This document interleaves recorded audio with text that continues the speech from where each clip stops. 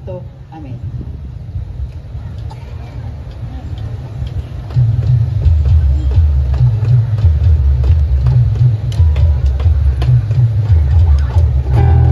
Ano ba ang katotohanan? Yung katotohanan ba isang talsik ng laway sa bibig ng may makapangyarihan? O isang sigaw sa lansangan na nilalamo ng katahimikan? Ito ba yung balita sa dyaryo na tinalhin ng mga may-ari ng storya? O kwento ng batang kalye na hindi kayang bigkasin ang hustisya? Ano ba yung katotohanan? Ito ba'y batas na hindi pantay? O sistema na sinadyang lumamon sa mga walang kayang umangal? Ang katotohanan na hindi lang sinusulat, ito'y nananahan sa lagnat ng gabi, sa pawis ng kariton, sa plato ng kanin na walang ulam at sa tinig ng ina na natutong isigaw ang tahimik. Ito ang aming sinakulo at nang pitahan ang kordero.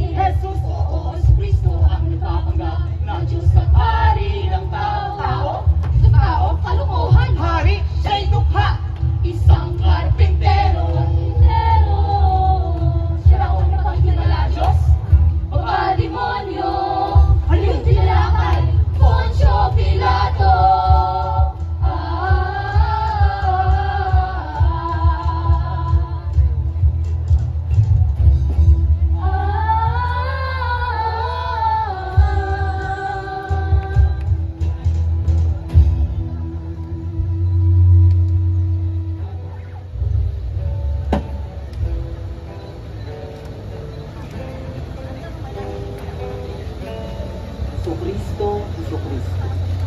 Hari, hari, hari, hari ng mga Hudyo. Ilang tawag sa'yo, tama ba, Jesucristo? May galing sa'yo, may ibang nagturo, o ba'y Hudyo? Hindi naman, karumal-dumal daw ang ginawa mo. Ika'y salita ngayon dito.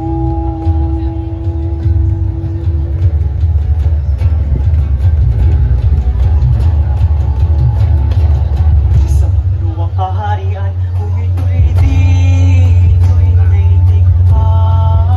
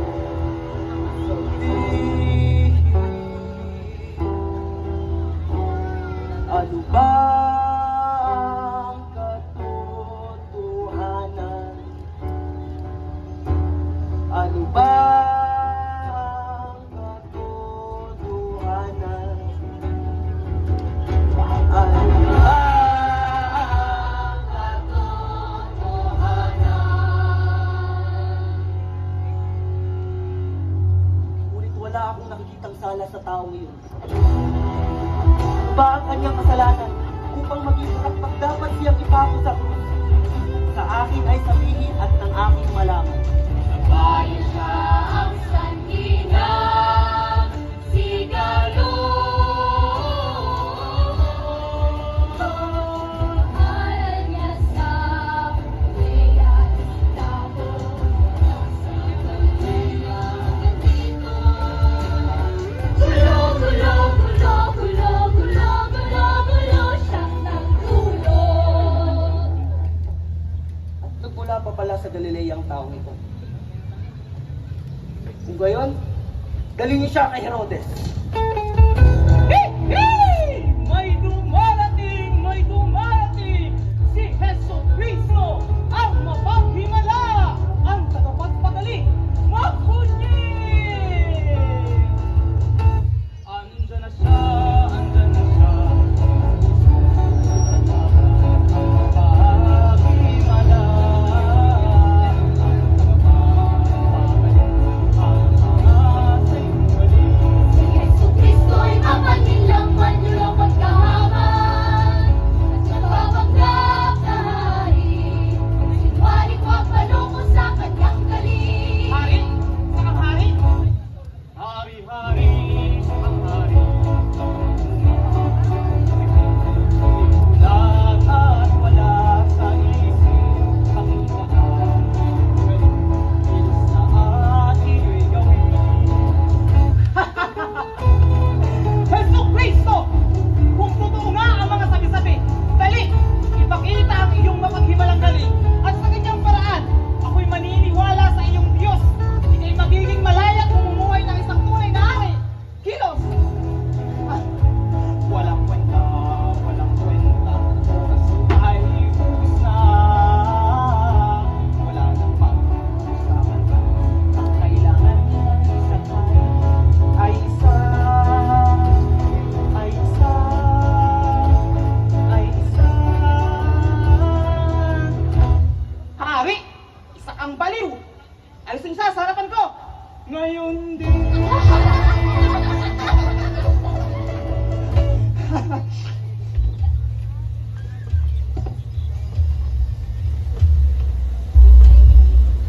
Ngunit walang makitang sala si Herodes. Wala din akong makitang sala. Pero ayon sa tradisyon, isang preso ang dapat lumaya ngayong panahon ng Paskwa. Papasukin si Barabas. Papasukin si Jesus Barabas.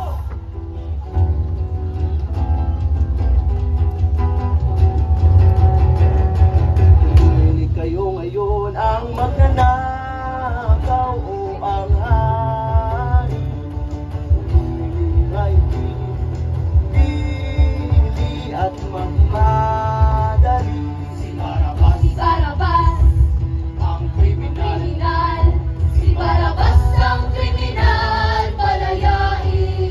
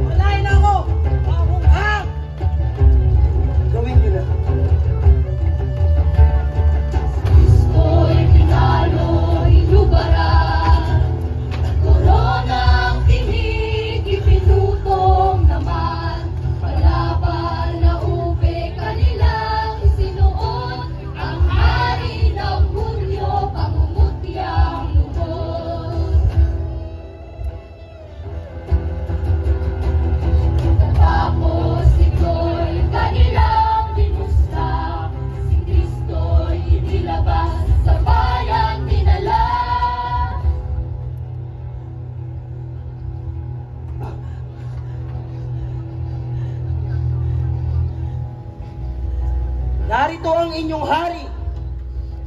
Ngunit wala pa rin akong makitang mali. Yan si aking ipinahagupit, pagtapos ay aking palalayain. Wala kaming ibang hari kundi si Cesar na bunyi! Pero ang kaming batas na sinusunod at ayon dito, dapat siyang mamatay! Tama, sapagkat sinasabi niyang he is the son of God. Oh, di ba? Oh, tama! Tama! Saan ka ba nagmula? Hindi ka iimik? Hindi mo ba alam na may kapangyarihan akong ipapako ka sa krus? At kapangyarihan ikay palayain? Hindi ka magkakaroon ng kapangyarihan. Sa akin kung hindi ito binigay sa iyo mula sa langit. Kaya mas mabigat ang kasalanan nang nagdala sa akin dito sa harapan mo. Siya yung palayain ngayon. Ikaw ay kalabanan ng emperador. Ako si Poncio Pilato. Presidente, bukong dito. Sakop ng Romanong Imperyo, inihalal ng totoo ng Emperador Tiberio.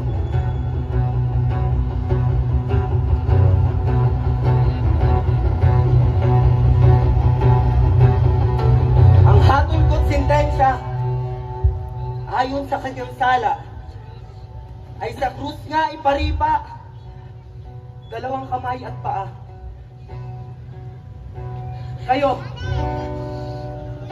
Kayong mga madlaang naghatol, wala akong kasalanan sa taong ito. Sino ang mananagot? Kami! Kami! Kami! Kami at ang anak namin lahat! Pananagutan namin ang kanyang tubo!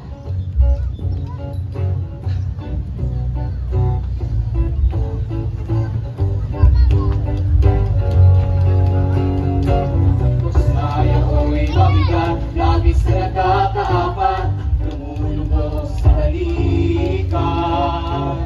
Ano ba nagtatang sa sala na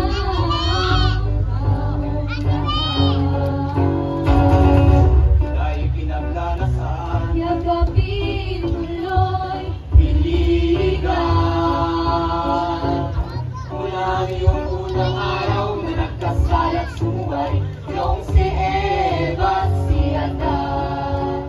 Magmuray diyan, wala mang madlang sumpa at tungay ang maparap at masunglaman. Itulak tadya ka naman, lusay ka babaw-babaw, unang pagkasupasok.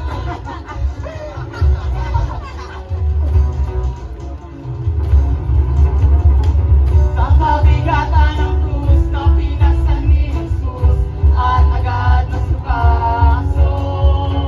Sa lupa't mga alabo ang mukhang kalunos-lunos.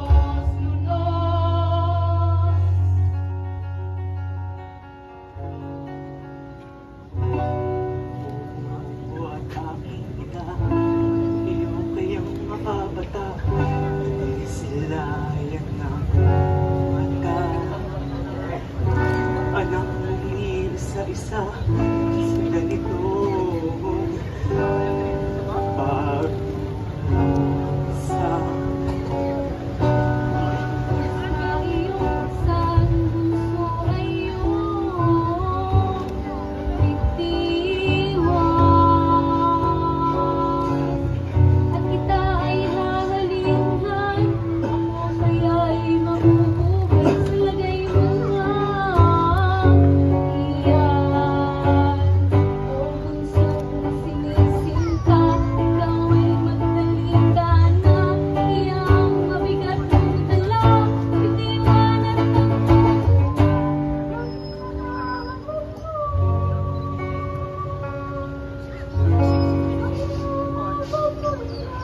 hirap, laking sakit, bakit na hindi maisip, ang katuway ng nanginginig. Kasi pangurong ang litin nitong Diyos na maripin. Dalawang pagkasupasok!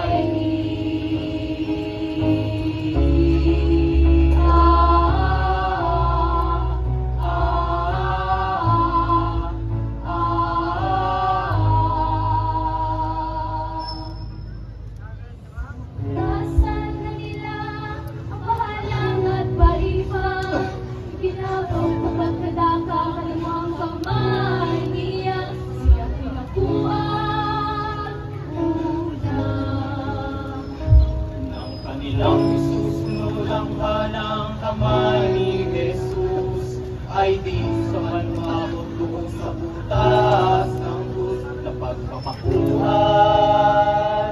Tapos, lakay tinatakbi yung mga taong gusla hanggang tumatay sa butas na sumasuay nalinsan sa lakas ng pagkabata. Ay naman din iubos itong ating buong Diyos na nabibitin sa krus kamay pa sa pungkod. Di na niya manikilos.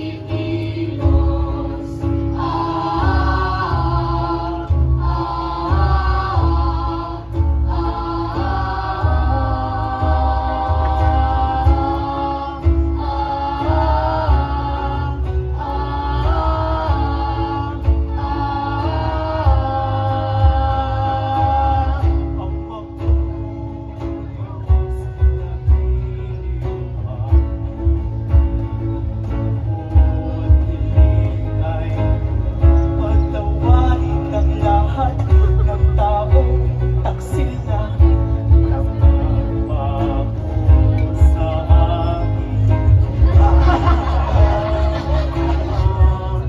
Malayan, kanilang inasal.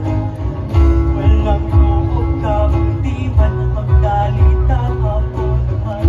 Kasi kahit pag-isipan at nagpapasipan sinabit, di ikaw at kapangis. Iyong sa unang inawi ng pagbubukti ng damit.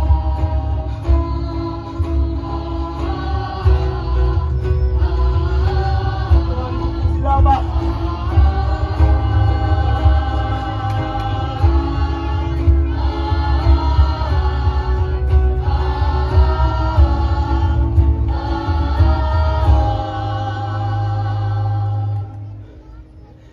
Naganap na.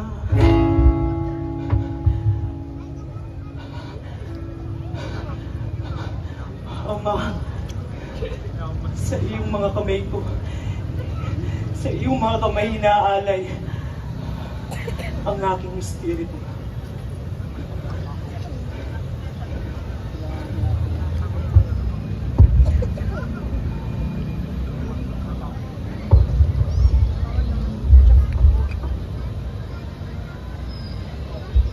Tunay ang anak ng Diyos ang taong ito.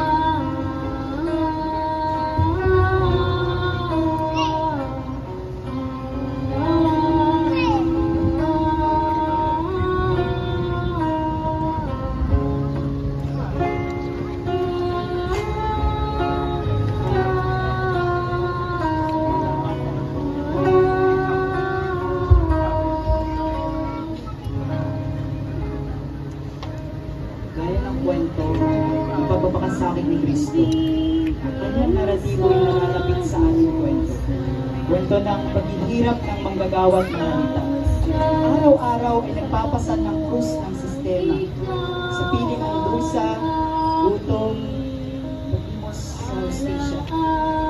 Ngayong panahon ng eleksyon, para kanino nga ba tayo bumoboto? Para ba sa bagong pag-asa o panibagong paningin lang? Para ba sa tinig ng masa o sa mas makapangyarihang may tangan? O bumoboto tayo at nananalangin na ang krus ng kahapon hindi na muling papasanin.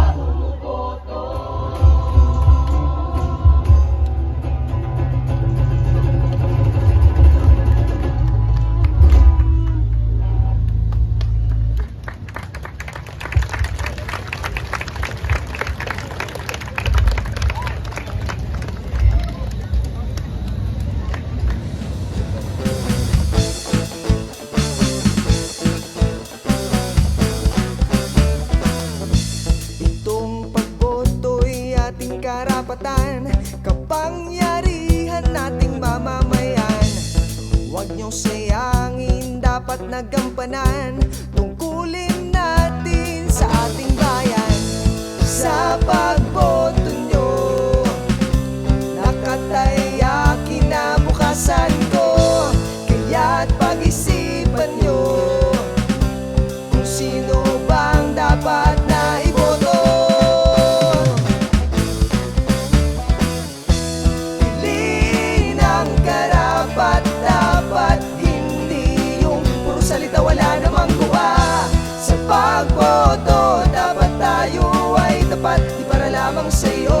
dapat para sa lahat.